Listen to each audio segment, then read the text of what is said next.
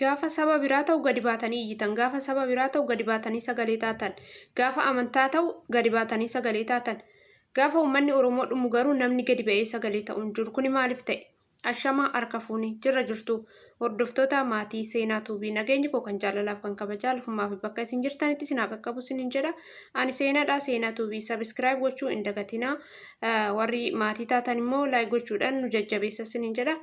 Kanatti aansuudhaan immoo godinaalee Oromiyaa keessatti rakkoon adda addaa qaqqabaa jira.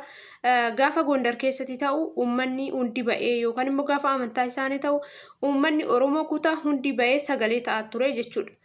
Garuu Oromiyaa keessatti dhiigni ilmaan Oromoo yookaan immoo qonnaan bulaan Oromoo ba'ee galuu dadhabaa jira. Isaaniif garuu namni sagalee ta'u tokko hin jiru. Miidiyaan sagalee ta'uuf hin jiru. Garuu Gondar keessatti namni takka lama qubaan lakkaawwaman waan dhumaniif isaan hunda akka biyyattiitti addunyaa sosaasaa ture jechuudha. Uummanni Oromoo garuu godina Shawaa Kaabaa keessatti ammoo fakkeenyaaf yoo fudhanne uummanni haqni isaanii hin beekamne qonnaan bulaan waa'ee siyaasaa hin beekne tokko gadi baafamee iddoo tokkotti laga tokko keessatti achi keessatti gubatanii manni isaanii irratti gubatee dhumaa jira. Kanaafuu sagalee ta'aafii yaa Oromoo koo. Waliin ilaalinaa gaafa kutaan tokko rakkatu kutaan tokko taa'ee ilaaluun qabu yookaan immoo amantaa keessaniif qofa iyyuu hin qabdanii jechuudha.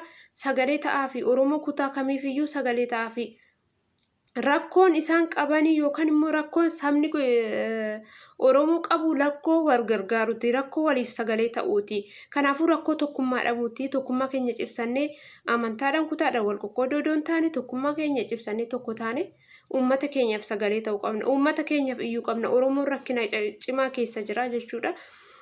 Jarri siyaasa mataa isaaniitiif jecha jechuudha. Waraanni mootummaa kuni jechuudha. Waraanni mootummaan uummata irratti erge uummata Oromoo lafarraa duguugaa jira. Duguuga sanyii Oromoo irratti geessisaa jira. Kanaafuu hanga yoomitti ciistanii wallaaltu, hanga yoomitti immoo callisna, hanga yoomitti immoo uummanni keenya, abbootiin keenya, haadholiin keenya mana isaaniitti baafamanii iddoon taanetti dhumaa jiru. Hanga yoomitti Oromoon gabrummaa keessa jiraata yaa saba kiyya. Maal taata? Maaliif sagalee waliif hin taane? Maaliif dheengadda waan Gondaritti namni meeqattu'eef kutaa Oromoo hundi kutaa 11 keessa uummanni Oromoo sagalee ta'aafii ture. Uummanni Oromoo ba'aa ture, hiriira mormii ba'aa ture. Har'a garuu gaafa saba isaa ta'u, gaafa dhiiga isaa ta'u hanga dhufee maatii mana keenya ta'uu qaba yaa Oromoo. Dhufee tooni abbaa keenya haadha keenya qofa ta'uu qaba. Uummanni Oromoo dhumaa jiru kun haadhaaf abbaa keenya. Kanaafuu ergaa kana waliif qoqqooda wal yaadachiisa. Godina Shawaa Kaabaatti rakkoo cimaa keessa jira uummanni Shawaa Kaabaa jechuudha. Uummanni dhumaa jira. Kanaafuu sagalee waliif ta'a. Seenaa tuubii subscribe godha. Walitti deebina.